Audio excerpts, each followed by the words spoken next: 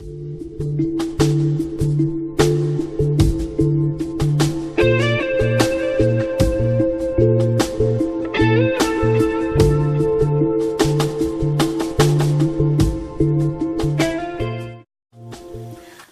I'm Miriam Joy and welcome to my studio. Today we're going to be doing the Miriam Joy Wax Technique jewelry line, and we're going to do a bunch of different videos for you on different pieces because they all kind of have little techniques.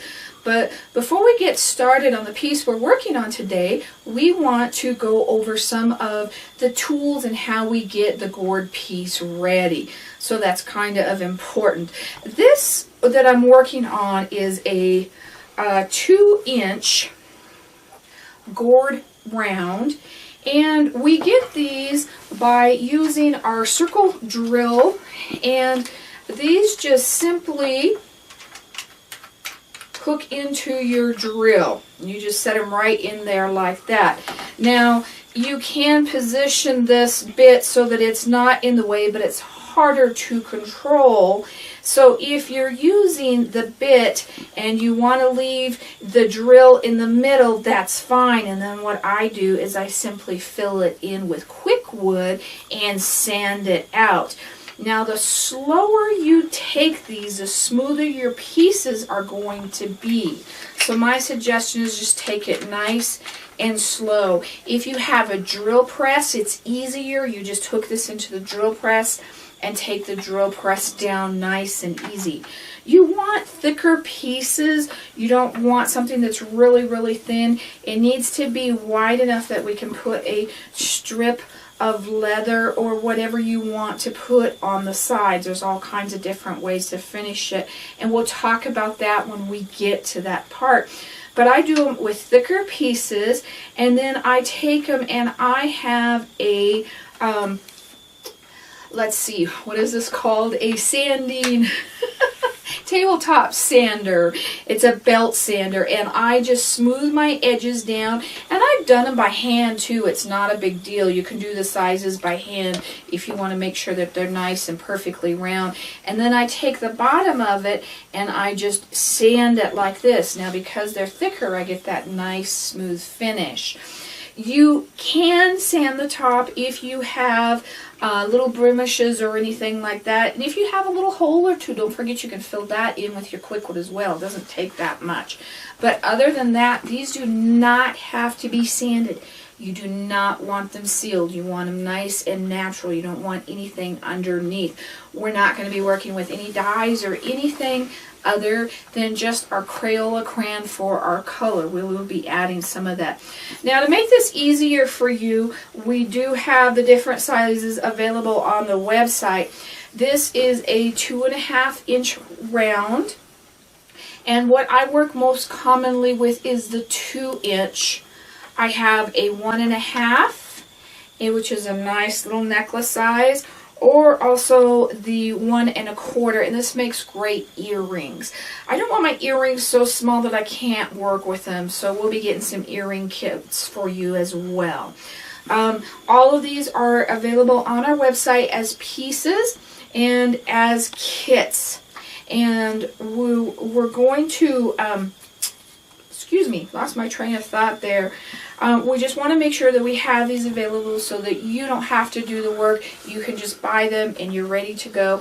And a lot of our kits are going to have everything you need in it to do that specific one. So whatever kit you want, you just order it online and it'll have most of your products available in it. So we've talked about how our little pieces are, oh, I know where my train of thought went. I would not recommend doing a bigger piece than the 2.5. You can try it, but most of them, like I said, I like the 2-inch.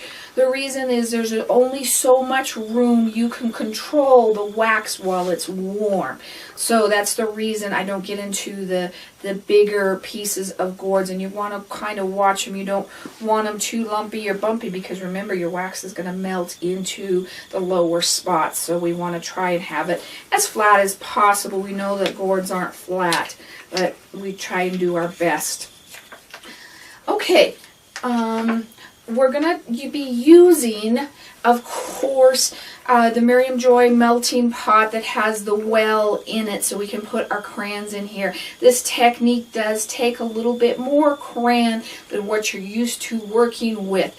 And I'm not going to lie to you about this, but the more pots you have, the better the experience is going to be for you, one for each color. Otherwise, you're trying to jump around too much, trying to clean out a melting pot, getting to the next color. So if you have 3 melting pots, you might kind of think about doing a project that has just 3 colors. You can clean it out. It's just going to take you longer, that's all. And you just, the more you have, the more you're going to really love that. And this is addicting. I'm going to warn you up front, it is very addicting. Once you start this, your ideas are just going to go crazy and you're going to start thinking of all these things that you can do. I do use the Miriam Joy tools. When I'm applying the wax on with the larger amounts, I use my number 2 tool, which is the biggest of the tools. And then I go into the smaller tools to move things around. So know that they are going to be move around on you a little bit. So you want the smaller tips of the Miriam Joy tools. We use the stipple brushes, and I don't even try to clean these out because they're so reasonably cost, and I try to keep these all reasonable for you. I have one for each color, and this is when we're putting large amounts of color in them, and I'll be showing you different pieces where we're using this tool to make our process go a whole lot faster, and it's kind of to lay the wax kind of more evenly on there. I've also introduced the eyedroppers. Now, we carry these as well. Again, I do the same thing. I try to have one for each color and at a reasonable cost so that you don't have to worry about trying to clean them out or anything. And they have to be glass. You do not want to try and put plastic into your melting pot or your hot wax. You're going to melt it. So we want to make sure that we're using glass eyedroppers. And this again is just it's a easier way to get the wax spread out along a longer cross of area. So that's the reason that we have introduced the eyedroppers. I am also going to use the texture brush and inserts in some of the different things I make, and the ones I do that you're really going to like. They're going to be a lot of fun. So make sure you have your texture brush and insert ready for some of these as well. I'm sticking with a lot of these, a 24 box of crayons. Doing these videos or the wax technique is great because you can take out your crayons that you don't use a lot of and just throw them all together and make some wonderful fun stuff. But I'm going to stick with a 24 because that's the most economical, as we know. Don't forget your darker colors. Use your white to lighten them up, especially your blues and your purples so they don't look black, and then you get these real fun colors. Because in this 24 box, we don't really have a lighter purple. And look at the tip, because like this purple here is almost black. I'm also going to be using a lot of the metallic colors, which are a lot of fun. They're really, really just great. They have that sparkle to them, almost like there's glitter in them. And here's a silver that's warmed up just to kind of show you the kind of stuff that you're going to get and how fun they are. I'm not using as much of the glitter because when you heat them up, they kind of get a little bit, I don't know how to explain it, harder. But try them and see if you like it. If not, go back to your metallic colors. I don't recommend doing a whole bunch of metallic colors in one piece because your crayons give it the brightness that you want, and when you're using metallics you kind of lose that brightness and that color. So I do 1 or 2 metallic colors with a piece at the most and stick with my basic crayons. We have all kinds of fun things we can add into our wax as we're working. There's all kinds of glitters and items. I have been using the micro beads. And then one of my favorites is the tinsel glitter. And you have thicker glitter and finer glitter, and there's just all kinds of really neat kinds that is out there. There's also, this is like a leafing, I think they call this like a vintage leafing, but there's just all kinds of things. Think about adding to them, all kinds of scrapbook items that you can use in this, and we'll show you how to melt it into your wax once we get going. One of my favorite things are these little guys though, because when I'm doing this I find I can control it better if I can get my finger in there and I just want to put it on just a little bit and spread it across just with my fingers. And I like these little containers better, and we are going to sell these on our website with the little glitters in them, so you can get exactly what you want and just sprinkle it and get in and out of it with your finger. And that again is the Tencel glitter. So they have all kinds of neat things in them. This one I have some of the Tencel glitter in, and I have some of the micro beads in. But just anywhere where you think that you may need something, we can add a little bit of sparkle. This one has just the real fine silver in it. And then I want to show you on this one we have a little bit of the bigger pieces in it. Just a tad, just enough to set that piece off. But I really think that the glitter really makes or breaks your piece. I think it's a lot of fun. And let's get started, because this is going to be so much fun. I got so excited about getting ready to play, I forgot a couple of the key things that we're using here. So I'm going to go back and just cover a couple other little things. You might have seen these sitting on the table. These are my rubber gloves, and they're also, they call them garden gloves, but you want the ones with the rubber on them. This is kind of a tip I'm going to give you. These make holding onto your gourd so much easier. So if you have a gourd or you're working with a gourd, especially when I'm working with my drill press and I need to hold on to one, I can hold on to it nice and easy, and it doesn't slip around as much. I also use it when I'm working with my pieces to hold onto that are smaller, because they're just that much more secure, or especially when I am sanding on my sander, I can hold on to it with a better grip. So any of the gloves with the rubber work really, really well. No matter what type of gourd work you're doing, those are fun to use. I also have my table covered in a piece of paper. You can get the bigger pieces of paper at your newspaper, the leftover rolls, or at a butcher. A lot of times we'll have the bigger strips of paper.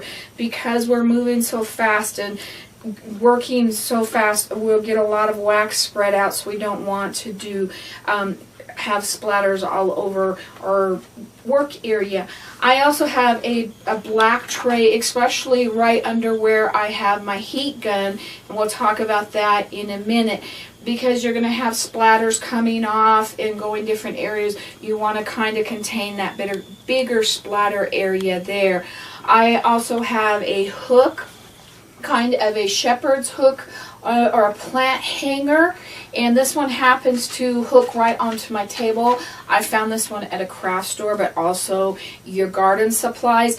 And if you happen to be one of the ones that has a rotary tools that has the hanger to hang off of, that would work really, really nicely as well. And I know that there are some vendors out there that do sell those. You might check like Bonnie Gibson site or some of the others as well. I'm going to be using one of the most important tools today is our heat tool. They're also called embossing tools or heat guns. So if you have any of those three written on it, it's all good. We do now carry this style, and I really like this style because it comes in here at the middle and it's easy to hold.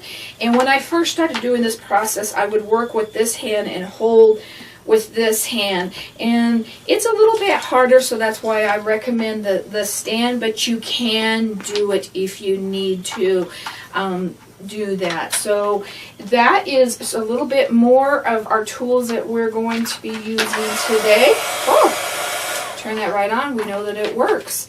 And now let's get playing and have some fun. working on our watermelon necklace. This is a fun summertime necklace or 4th of July. And there's a couple things that are different about this. We take our round, and this is a 2.5-inch round, so we have a wider area to work with. And you drill your big hole in it. And then you take that and you slice it down the middle of that hole to make your 2 watermelon pieces. And then you take a little file and file it out to look like somebody has taken a bite out of it. You also could do the little earrings, which would be really, really cute as well. And let's go ahead and start with that. And the first thing we're going to do, in this one we're going to do a little bit different. We want to make sure that it's a little bit wider piece because we want to get the outside as well, so this looks like our rime. So we're going to start with our rime, and I'm going to be using a green color, and I've used a green and I've also used a yellow green, so whichever green you want to use. And I'm going to start by doing the outside first.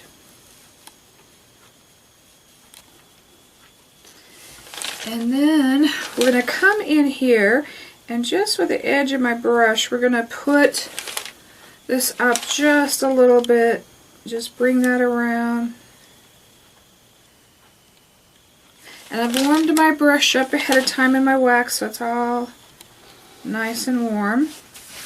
Okay, so we've got that there. Now this is where it's been sliced. If you want to bring a little bit up to the top you can, or you can leave that red up there. It's up to you. And whatever you want to do. And I'm going to go ahead and put my red on next. And I didn't have him soaking, so I'm going to soak him just a minute to get him nice and warm and soft with the wax here.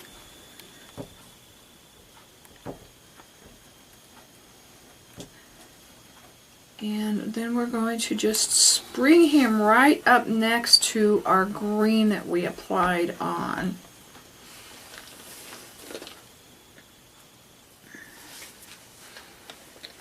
I'll pull that all the way up.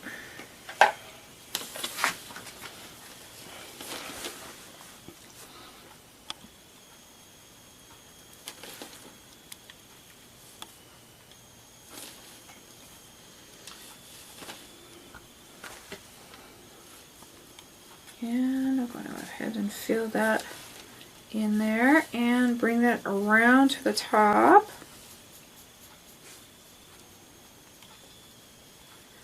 And all the way.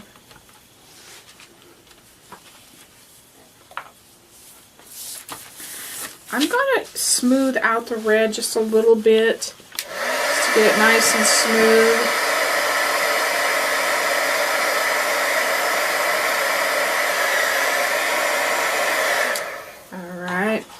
That all done, and we're going to be using a wax liner to make our little lines here,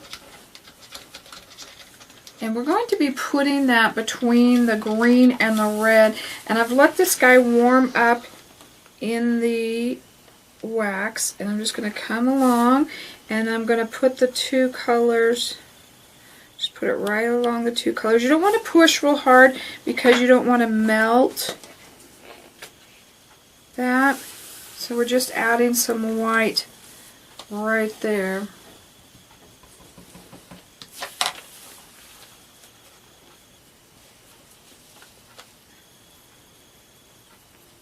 And I'm going to let this cool off for just a moment and then we'll come right back. Okay, now that we've got our red all smoothed out and it's nice and cool, I'm going to do a row of lime green and then we'll come back and put black in here too to give it more the watermelon look. And again, this is with my wax liner, and don't push down hard on it so that it because you pick up the wax underneath. You want to keep that right on top. You don't want to melt into it. And I'm trying to just brighten this up just a little bit here. And then we'll switch over to black. Just give it more of that watermelon rind look. If you didn't want to do it like that, another thing that you could do is you could do the dark green and then you could do the light green and then the white. And I think that's what I did here, but I kind of lost it once it melted. So you could do it a little bit thicker and bring that rind up a little bit more, which may be the way to do it as well. So I cleaned out my wax tool and I'm going to put it into my black. And we're going to get started on the black part.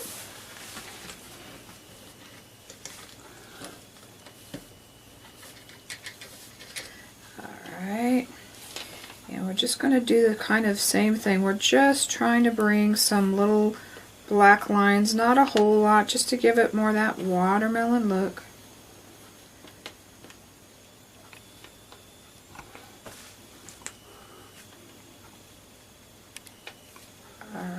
And then what I'm going to do is I'm going to add the little black seeds. And I'm just going to pull these up just a tad because when you melt them, they get bigger and bigger. So we just want to add some watermelon seeds. Okay, so we've got that part. And then the last thing I'm going to do is we're going to kind of add a little bit of reflection light. And you can take your red and mix it with your white just a tad and then stipple it on to get more of this kind of pinkish color. And we're just going to put that kind of on the top a little bit just to give it a little bit of color. Alright, so let's go over and let's start melting this. And on this one, I'm not going to melt this one as much. On these others, like on this guy, I blew him quite a bit and moved the color around more. But this guy I'm not going to do quite as much, so you can kind of see the difference between the two.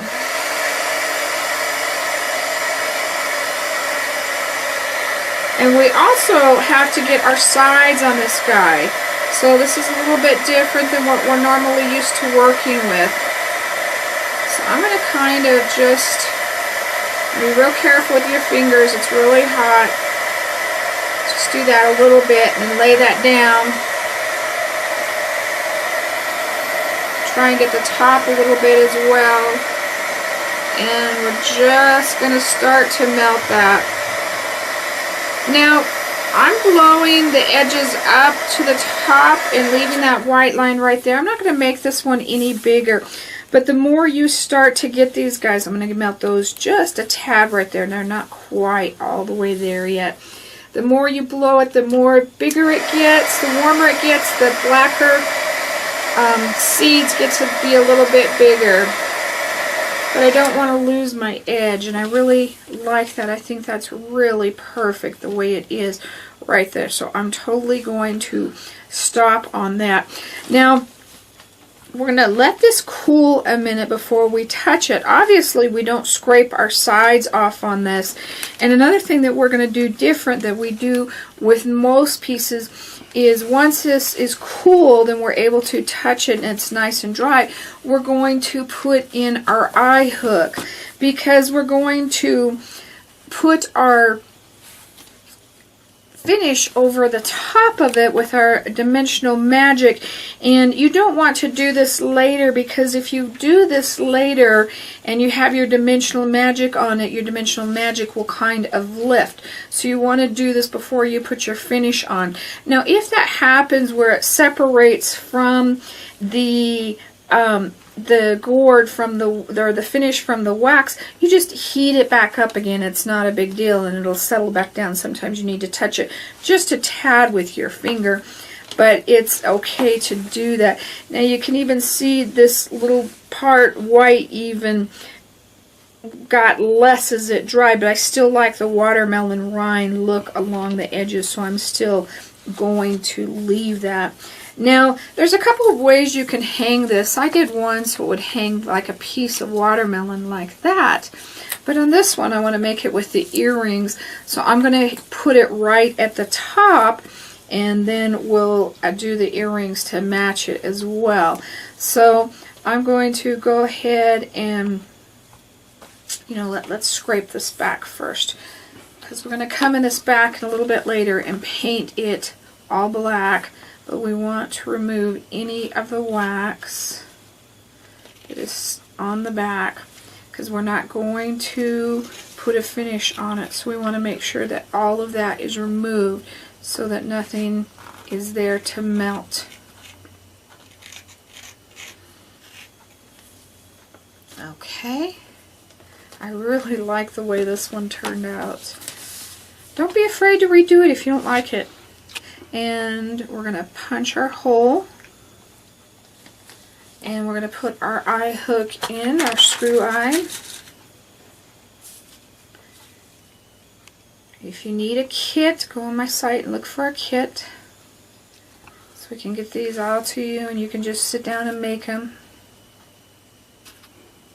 You also can put a little bit of E6000 in with your screw eye, or you can put a little bit of wood putty or quick wood on it to help that, support that. So now that we have that, we're going to finish talking about our dimensional magic, which is what we're going to put on it.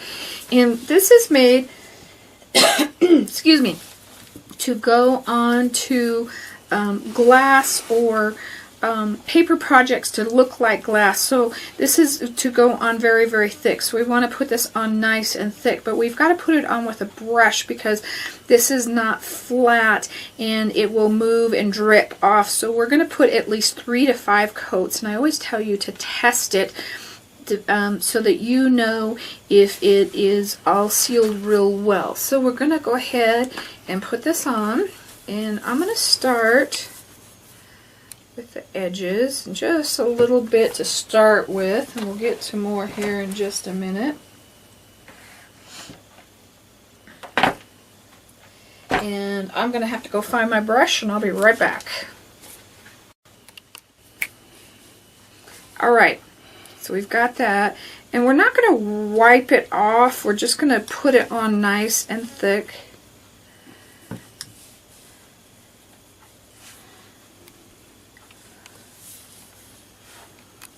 And I'm going to do, and the nice thing about that little screw eye is you can hold on to it now too. Okay, and I would have this on, I wouldn't put this on paper, but on a tray or a dry board where you can pick it up off of so it doesn't stick to it. But we want this nice and thick, and it's better to have too much than not enough. And you're just going to move it around. I'm not really brushing it, I'm just kind of evening all of it out. And if it goes down the sides, make sure you smooth it out on the sides that you don't have a drip. But you should not see any brush strokes on this at all. It should be a nice even coat and just kind of settle down. And we're going to go ahead and put our other coats on, and our last coat we want to make sure that we let it dry for 3 hours minimum before we finish up our necklace.